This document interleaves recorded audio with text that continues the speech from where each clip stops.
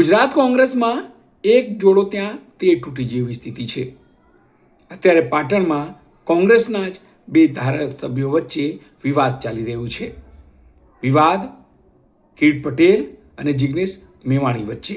ત્યારે આ જ મુદ્દે હવે સોશિયલ મીડિયા ઇન્ફ્લુએન્સર જેને કહેવાય છે તેવા બન્ની ગજેરાએ સીધી રીતે પાટીદારનો પક્ષ લીધો છે, સીધી રીતે કિરીટ પટેલનો પક્ષ લીધો છે. નમસ્કાર, હું છું ચિંતામણી પુત્ર અનિલ પટેલ. સ્વાગત છે આપનો મારા વિશેષ કાર્યક્રમમાં. આવો સાંભળીએ બન્ની ગજેરાએ શું કહ્યું. આ જો મિત્રો, આ જો મારી પાર્ટીનો હોય, સામે મારી પાર્ટીનો હોય કે ત્રીજી કોઈ પાર્ટીનો હોય, આત્મસન્માનના મુદ્દે અમે કોઈ દિવસ સમાધાન કરતા નથી. અને કોઈના મનમાં ફાંકો હોય ને તો તમારે આ જેવી 1400 નો ફાંકો કાઢવા જિગ્નેશ મેવાણીનો જન્મ થયો છે, યાદ રાખજો. એટલે મારા ભાઈનું નામ લેતા ફરી વિચારજો. બાકી હું એ જ જિગ્નેશ મેવાણી છું જેને ભાનુભાઈ વણકરના બલિદાન વખતે આખી રાજ્યની સરકારને દોડતી કરી હતી. તારું તો ચણું નહીં આવે. જય ભીમ. જોયું ને આ હું આ ચણાન ફુગાન ફુદાન ચણો નહીં આવે ને આ હું તમે બધા ઉડાડો, કઈ ખબર નથી પડતી. અને નામ લીધા વગર ના બોલવાનું હોય, નામ લઈને બોલવાનું હોય. કિરીટ પટેલ પાટીદાર સમાજના આગેવાન છે. અનામત આંદોલન વખતે એમને બહુ ભોગ આપ્યો છે. અને સરકારને ઊંચી નીચી કરવામાં સૌથી વધારે સિંહ ફાળો હોય ને તો પાટીદારોનો હો. અને પાટીદારો એ જ ભારતીય જનતા પાર્ટીને આટલી સરકાર ટકાવી રાખી છે હો. એટલે સરકારને ક્યાં બેસાડવી ને એ અમારા પટેલિયાઓને બહુ સારી રીતે આવડે છે. અમને ખાગાવને બહુ સારી રીતે આવડે છે. એમાં તમારે કોઈ પ્રકારની ટીકા ટિપ્પણી કરવાની જરૂર નથી. રહી વાત તમારા પક્ષના હોદ્દેદારોની, હોદ્દા લેવાની, આન ફલાણું ઢેકડું, સમાજ ઉપર કોઈ પ્રકારનું લાંછન સહન કરી લેવામાં નહીં આવે. તમારા બાપુજી મોદી હોય તો મોદીને કહી દેજો, તમારા કાકા અમિત શાહ હોય તો અમિત શાહને કહી દેજો, અને તમારા ભત્રીજા રાહુલ ગાંધી હોય ને તો રાહુલ ગાંધીને કહી દેજો. આ દેશ કોઈના બાપની જાગીર નથી. અને આ બંધારણ પ્રમાણે બધાને ચાલવાનું, બંધારણથી વિરુદ્ધ નહીં. આટલા બધા પાણીયારીના હોય તો ભારતીય જનતા પાર્ટી ઓલો યુજીસી કઈ યુપીસી કે એવું કઈક કાનૂન લાવ્યા. એ કાનૂન ની અંદર જનરલ વાળા જ હેરાન થવાના છે. તમે એક વસ્તુ વિચારો, જનરલ કેટેગરીની છોકરી ઓબીસી કેટેગરીના છોકરાને પ્રપોઝ કરે, જનરલ કેટેગરીની છોકરી ના પાડે કે ભાઈ ના અત્યારે મારે ભણવામાં ધ્યાન દેવું છે. દિલ્હીની અંદર કિસ્સો બની ગયેલો, એફઆઈઆર થઈ ગયેલી. એટલે પછી ઓલો ઓબીસી કેટેગરીનો છોકરો પોલીસ સ્ટેશને જઈને એફઆઈઆર લખાવે કે આને અમને જાતિવાચક શબ્દો કીધા, લ્યો સાહેબ કેસ દાખલ કરો. એટલે મારા દીકરા કેસ દાખલ કરી દે. વાહ, અમે પાછા એટ્રોસિટી લઈને ફરીશું. કોઈ દી માના હમ કોઈ દી બોયલા હોય તો અમને તો ખાલી દીધા. તો ન્યા તમે બધા આવા જુલુસ લઈને કેમ નથી આવતા? અને અત્યારે તમે એમ કહો ચણાવ ન આવે ને કોંગ્રેસ અમારા બાપની, એટલે ભાજપ કોંગ્રેસ આમાં બી ત્રણે ખોરામ બેહારીને તમે તમારા મામેરામાં લઈ જાઓ. અમારે શું લેવા દેવા? તમારા સમાજમાં અમારી માથે એટ્રોસિટી ફાટદારાની લાગી જાય. અમને કોઈ ખાગા કીએ તો એટ્રોસિટી નહીં. અમારા માણસને તમે ગમે એમ કહી દો, અમારા સમાજના માણસને તમે ગમે એમ કહી દો, અમારા બધાને સહન કરી લેવાનું. પટેલિયાના નેતુડીઓ એમને ભારતીય જનતા પાર્ટીની બેઠી પદ ગ્રહણ કરીને કેસરી પટ્ટો નાખીને કોઈનામાં મોટામાં મગ ભર્યા કે હું કે કોઈ સિમ્બોલ મારી ગયા મોઢા ઉપર.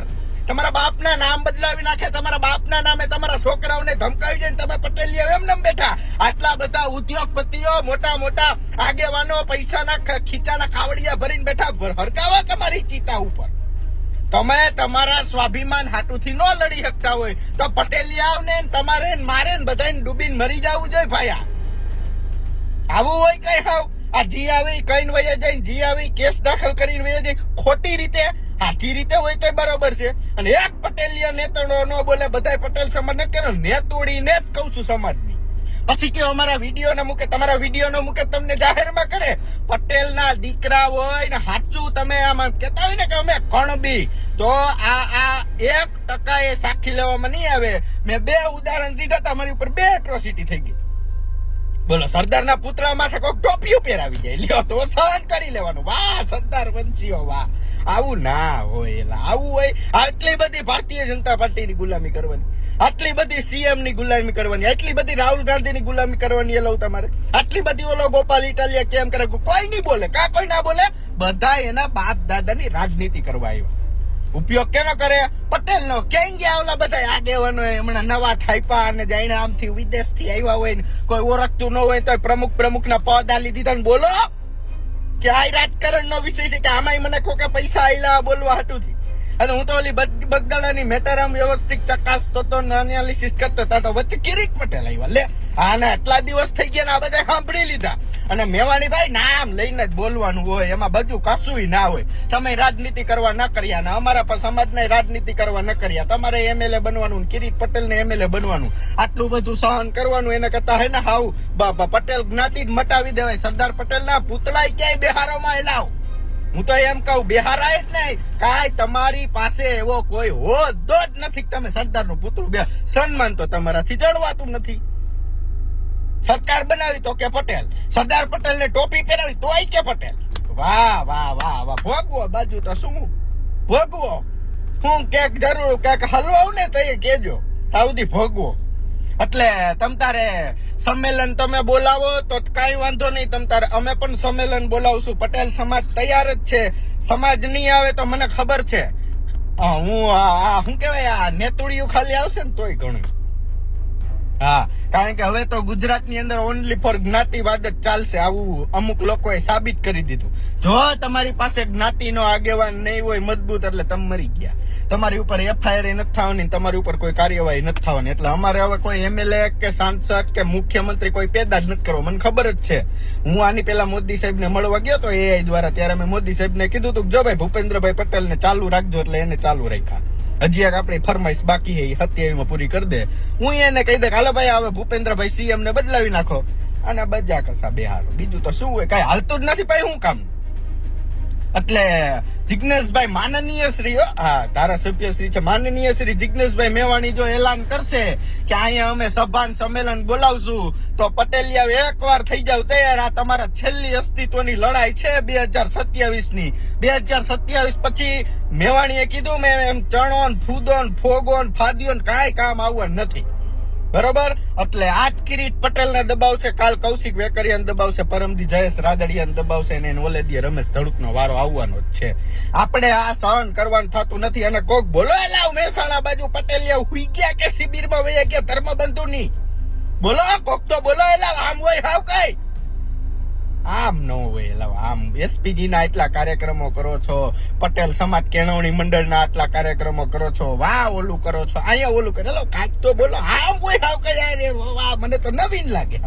હવે આ ધારાસભ્યોને જે આવે એ કહી જાય કોઈ કઈ બોલતા નથી ખોટી રીતે. સાચી રીતે હોય તો આપણે કઈ વાંધો નથી. અને તમે કઈ એલાવું બોલતા નથી તો સામાન્ય પટેલિયન ધોઈ પી નાખે ટાટિયા ભાંગી નાખે તો તમે કોઈ ના આવે. આવે કોઈ ત્યારે? એટલે નમ્ર અરજ છે પટેલ સમાજને છંછેડવાનું રહેવા દો તો બહુ વ્યવસ્થિત વાત છે. કારણ કે અમારા સમાજના 50% લોકો બી ગયેલા પડ્યા છે અને 50% લોકો દબાયેલા પડ્યા છે. 100% નહીં. હજી 50% અમારા નામ બાકી છે. બરોબર? અને જિજ્ઞેશભાઈ મેવાણી નો જો આવા લોકોનો ખાત્મા કરવા હાટુ જન્મ થયો હોય ને તો બન્ની ગજેરાનો પટેલ સમાજને આગળ લઈ જવા માટે જ જન્મ થયો છે. હા, પછી ભારતીય જનતા પાર્ટી નો હોય તો ભલે, કોંગ્રેસ નો હોય તો ભલે, આમ આદમી નો હોય તો ભલે. બરોબર? એટલે આ બધાની માતા હોય જ. કોઈ એમને આટલી બધી આમાં ફૂદડા ના કરતા હોય. આ મારી પાસે માતા હોય, તમારી પાસે માતા હોય, શક્તિ લડે. બધું શું હોય? બાકી વગાડો ઢોલ, બીજું શું હોય? અને કરો પટેલ સમાજ તૈયારી. કાલથી અમદાવાદ ની અંદર મેં આવું છું. અમદાવાદ કાલે પહેલી મીટિંગ બોલાવીને કાર્યક્રમો કરીએ ચાલુ. હા, આજે કિરીટ પટેલ ને સાખી લીધા, સરદાર વલ્લભભાઈ પટેલ ને સાખી લીધા, પણ હવે આ તમે આ ખાગાવ ને નહીં સાખી શકો. જય સરદાર, જય પાટીદાર. બન્ની ગજેરાના આ વાતથી આપ કેટલા સમજ છો જરૂરથી અમારા કોમેન્ટ બોક્સમાં કોમેન્ટ કરજો. એ સિવાય અમારી વેબસાઇટ છે www.gujaratplus.in. ત્યાં જઈને તમે વધુ અપડેટ થઈ શકો છો અને તમારો પ્રેમ એમ જ બનાવ્યા રાખો. અમારી યુટ્યુબ ચેનલ લાઈક કરો, સબસ્ક્રાઈબ કરો અને બેલ આઇકન દબાવો. અત્યારે માટે બસ આટલું જ. નમસ્કાર.